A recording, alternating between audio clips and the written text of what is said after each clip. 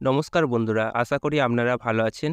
আজকে দেখাবো আপনাদের ফোনে হটস্পটে কিভাবে পাসওয়ার্ড চেঞ্জ করতে পারবেন এবং পাসওয়ার্ড যেটা দেওয়া আছে সেটা কিভাবে দেখতে পারবেন এবং আপনাদের হটস্পটের নামটাও চেঞ্জ করতে পারবেন।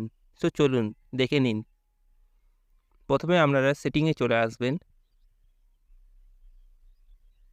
সেটিংয়ে চলে আসার পর আপনারা দেখুন একটু নিচের দিকে পোর্টেবল হটস্পট বলে একটা অপশন আছে। তো যারা এই পোর্টেবল হটস্পটটা অপশনটা না পাবেন, তো আপনারা কি করবেন, এই সেটিং সার্চে চলে যাবেন। তো চলে যাওয়ার পর হটস্পট বলে এখানে লিখবেন।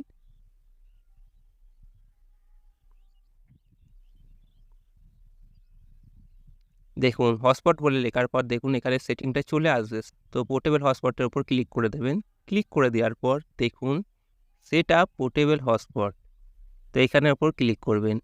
তো আপনারা যদি আগে থেকে কোনো পাসওয়ার্ড সেট করে থাকেন বা কোম্পানির ডিফল্ট পাসওয়ার্ড দেওয়া থাকে, তো আপনারা সেই পাসওয়ার্ডটা দেখতে চান, তো এখানে ভিউ করে নেবেন।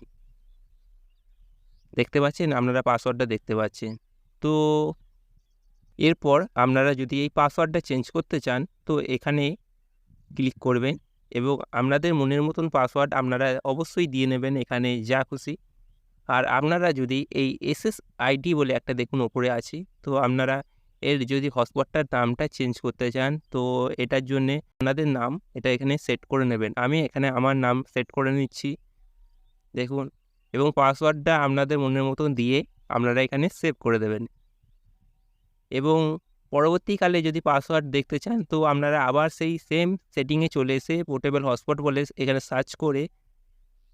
সার্চ করার পর সেট পোর্টেবল হটস্পটের উপর ক্লিক করে আপনারা আপনাদের পাসওয়ার্ডটাও দেখতে পারবেন এবং যদি নাম চেঞ্জ করতে চান পরবর্তীকালে সেম প্রসেসে আপনারা নেম চেঞ্জ করতে পারবেন।